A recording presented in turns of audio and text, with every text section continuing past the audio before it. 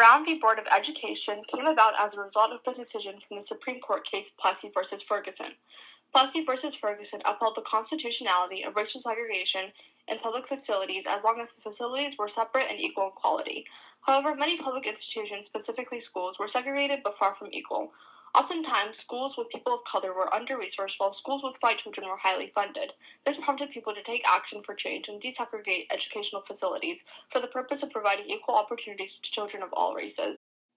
The case Brown v. Board of Education started off with a young African-American girl named Linda Brown. She had to walk a long, long time just to get to an African-American school when she had a full white school right down the block. She went to the courts to request that she could go to the all-white school, but they rejected her using the separate but equal doctrine. The all-African-American school also taught very basic education and was not the best quality school in comparison to the all-white school that was just down the street. At this time, racial segregation was at its peak, and the NAACP was fighting intensely with lawsuits trying to get this separate but equal thrown out. So naturally, when they saw Brown v. Board of Education, they immediately picked up the case and helped them win. The court case was decided on May 17, 1954. The separate but equal doctrine was established and founded by the Jim Crow laws, which basically caused segregation to be a legal thing and very much segregated African Americans and whites. The situation started when Linda Brown was denied entry to an all-white elementary school, and this caused her father, Oliver Brown, to file a case against the Board of Education of Topeka. In a unanimous decision, the Supreme Court ruled that separate but equal schools for racial minorities is inherently unequal, violating the Equal Protection Clause of the 14th Amendment.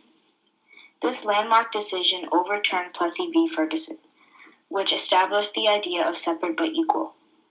Chief Justice Earl Warren delivered the opinion of the unanimous court. He held that separate but equal schools are unequal and therefore violate the protections of the Equal Protection Clause in the 14th Amendment. Also, he reasoned that the segregation of public education based on race instills a sense of inferiority that had a hugely detrimental effect on the education and personal growth of African American children.